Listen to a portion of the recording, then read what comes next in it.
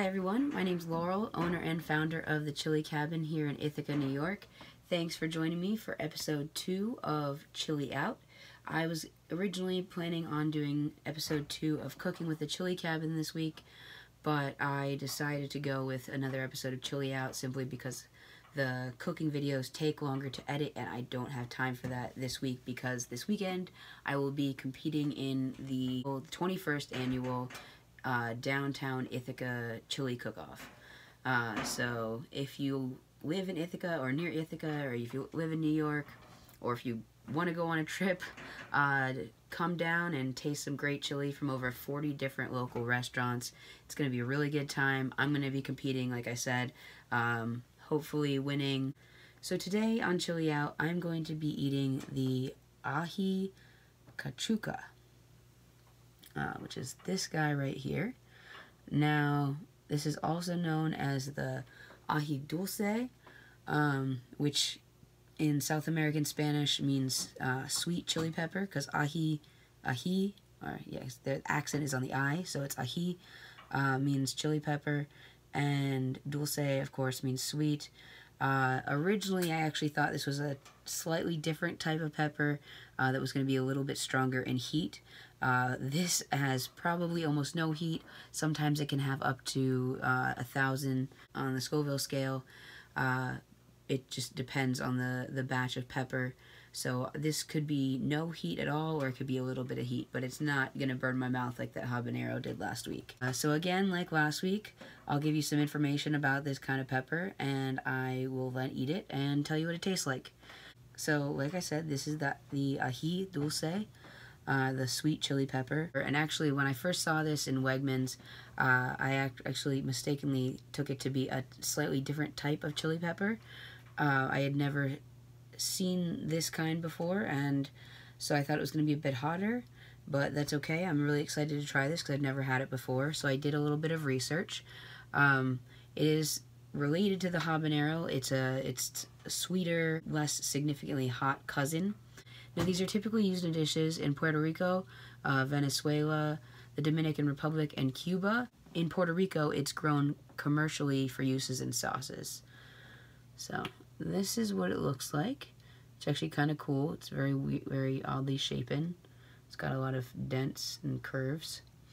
So I guess I'm just going to go ahead and eat this, and then I'll tell you what it tastes like, and then I have a slightly more exciting surprise for you. Let me get some water just in case.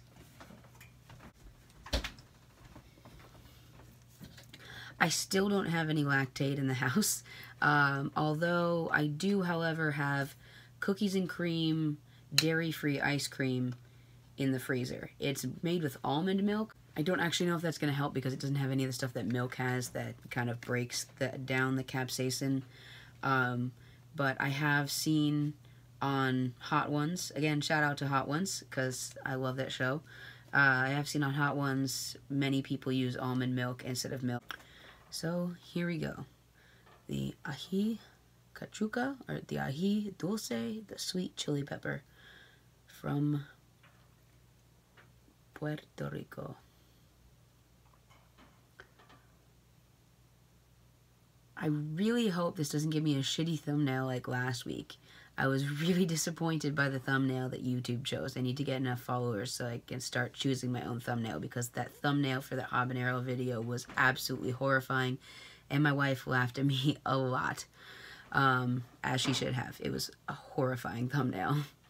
Okay, here we go.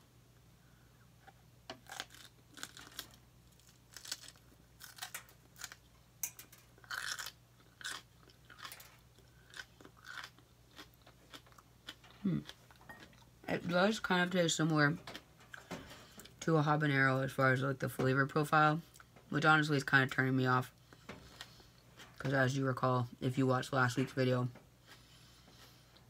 I didn't particularly like the taste of the habanero or the heat. This is just, it's very bland, to be honest. I don't know if this is typical of this pepper because, like I said, I've never even heard of it before. I just touched my eye. I'm not even afraid to do that because it's not hot. Actually, there's a little bit of breakthrough heat in the back of my throat. It's really weird because it's not on my tongue at all. It's just in the back of my throat. Just a little bit of breakthrough heat. But just a little bit. Barely anything. The face I'm making is really just because the taste is not that great. I'm trying to just chew it so I can get it down. It's not sweet. That's not true. They lied about that. It was not sweet. It's definitely smoky. Like, the habanero had a smokiness about it, which is what I really didn't like, because that's all it really had was that smokiness and then the heat. So there wasn't any really like strong flavor. And this is kind of that, except without the heat. So honestly, even worse than a habanero, because I did kind of enjoy the heat of that. Got a real like, I get kind of high sometimes from these peppers. I definitely felt like I don't know, like an uplifting feeling after eating that habanero. But this is just like chewing on blades of grass or something I picked out of the yard when I was a kid. Because I was a weird kid. I still can't get it down. Just like one of those things your body just does not want to swallow it because it's just not taste that great. I will not be using this pepper in my cooking. I could see that would be a good base for a sauce. It would probably cook down nice, but raw, it's just not there. There's a little bit of a smokiness and pretty much nothing else.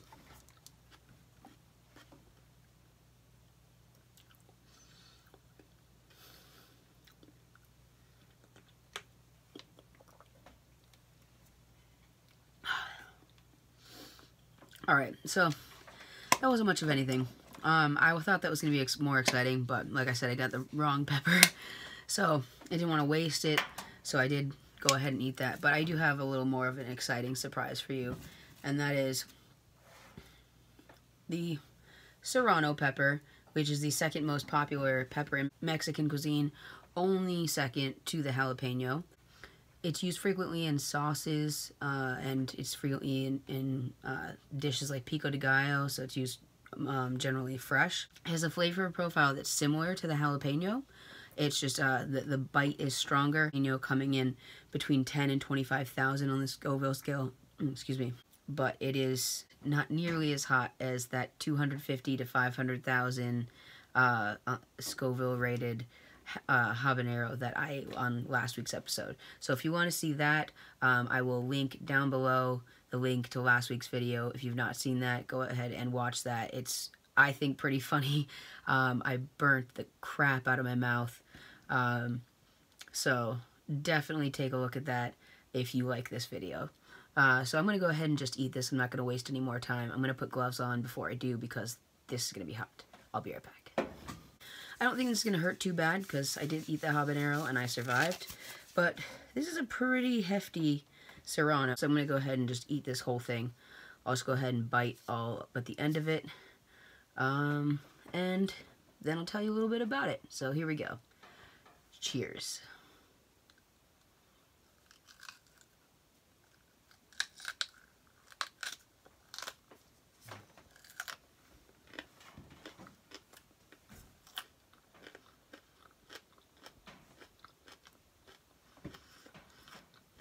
Ooh, the heat is instantaneous on that one.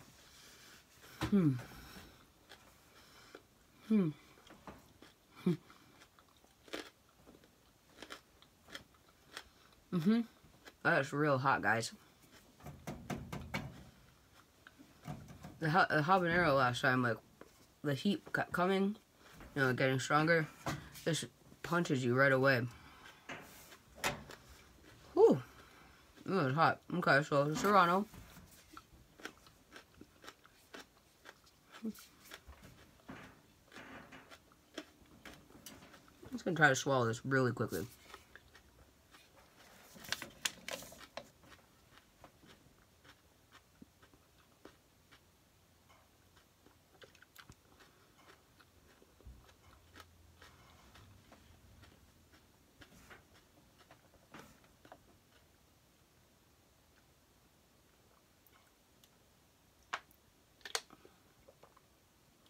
Alright, actually it wasn't that bad.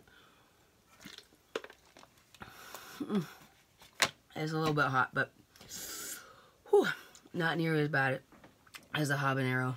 It does stay on the tongue though.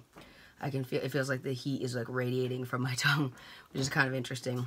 So it originated in the Sierra Mountains in Mexico, which is why, you know, the name, hence the name Serrano. Has a Scoville rating, like I said, between 10 and 25,000, making it 2 to 5 times hotter than the jalapeno. Sorry for the repetition for those of you who don't like that. They are the, you know what? I told you everything else. They're hot as hell.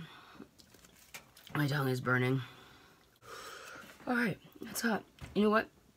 I pretty much told you guys everything. So instead, I'm going to take a little second for myself right here. You guys should come to Chili Fest in Ithaca this weekend. Come taste my chili. Vote for me. Help me get my Kickstarter up and going. I'm going to try to have that going within the next month or two so that I can hopefully get the food truck that I want and finally bring this heat to these cold Ithaca streets and finally give you guys some of these amazing recipes that I've been working on. So if you've made it this far in the video, thanks so much for watching again, and tune in next week for episode number 2 of Cooking with the Chili Cabin, and then the week after that, episode number 3 of Chili Out. Thanks guys, have a great night.